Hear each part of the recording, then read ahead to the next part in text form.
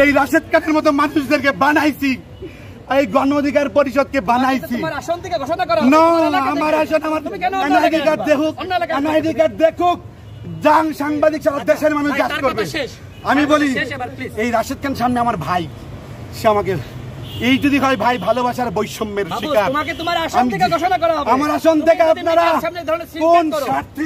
ঢাকা বিশ্ববিদ্যালয়ের ছাত্র, তুমি তো নিজেকে মিডিয়ার সামনে 6 বছর আমি আমি ভাই কি জেল কাটি নাই, 11টা মামলা,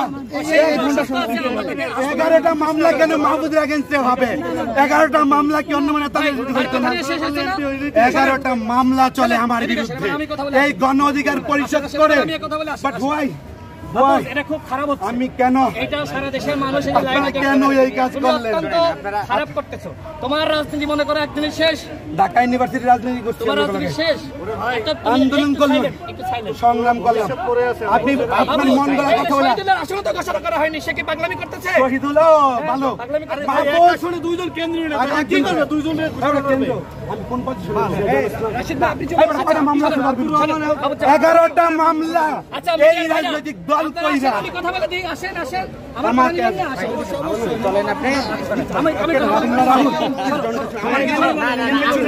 আপনি তো সারা কি না দল চলবে, ভাই শুনুন প্লিজ, দল চলবে, পার্টি চলবে, এই শুনুন এই শেষ করে দিন, এটা শেষ করলে আপনারা প্লিজ বলবেন। রাশেদ ভাই বিভ্রান্তি, রাশেদ ভাই আপনি বাইরে নিয়েই কথা বলেন। রাশেদ ভাই এখানে বলেন, এখানে বলেন, বাইরে নিয়েই কথা বলেন, এখানে জায়গা করেন না। এটাই কিন্তু শেষ কথা, ঠিক আছে? আপনারা সাংবাদিক ভাইরা ভাই আস্তে আপনারা একটু শান্ত হন। রাশেদ ভাই বলেন বলেন, শুনেন বাবু তুমি কথা বলছেন না, এবার আমি বলবো, আপনি বলেন। শুনেন আমি বলেন, আমরা আজকে প্রাথমিক ধাপে 37টি আসন আমরা ঘোষণা করেছি। আমাদের মাহমুদুর রহমান নেতা আমরা সব স্বীকার করি, আমরা সব স্বীকার করি। সে ত্যাগী নেতা, জেল খেটেছে, রিমান্ডে ছিল, সব স্বীকার করি। কিন্তু তার যে এলাকায় সে ওই এলাকা থেকে ইলেকশন না করে অন্য এলাকায় ইলেকশন করতে চায়। আমরা এর জন্য তাকে বলেছি যে তুমি তোমার এলাকা থেকে ইলেকশন করো।